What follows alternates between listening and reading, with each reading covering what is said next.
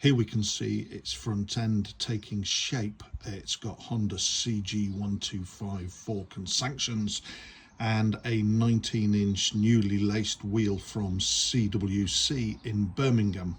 For those that have watched my earlier videos, you will have seen that I've made a blanking plug for my rear wheel Bantam recently relaced wheel, again on a 19-inch wheel for my D1 plunger.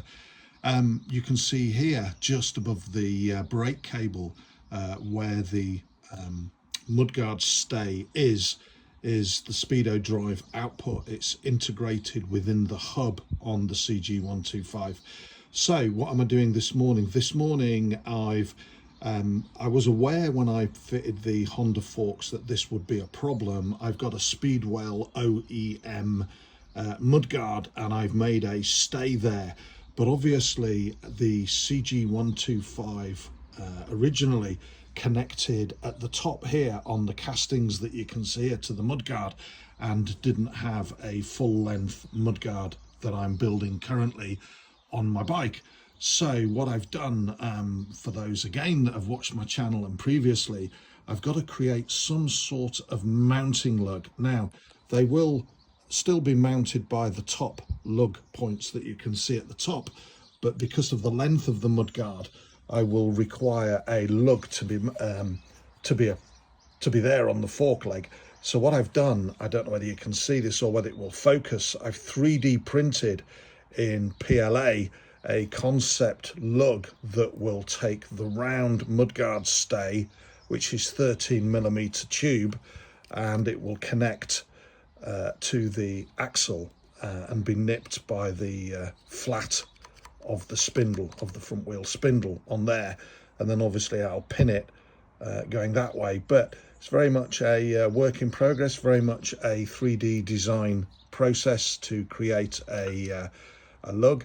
And my thoughts were it wouldn't be a stress member within the Bantam, and all I've got to work out is how thick I need that spade. There's certainly enough meat on the other end of the spindle to push the spindle out slightly and take maybe another mil of thickness of this, but this is very, very strong.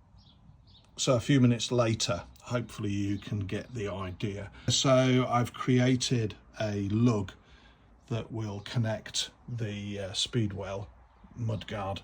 Here you can see purely that I've used for spacing the original Honda CG125 mudguard, and clearly it doesn't have enough of space to be used, and it's not the right shape either. Look, it's really short.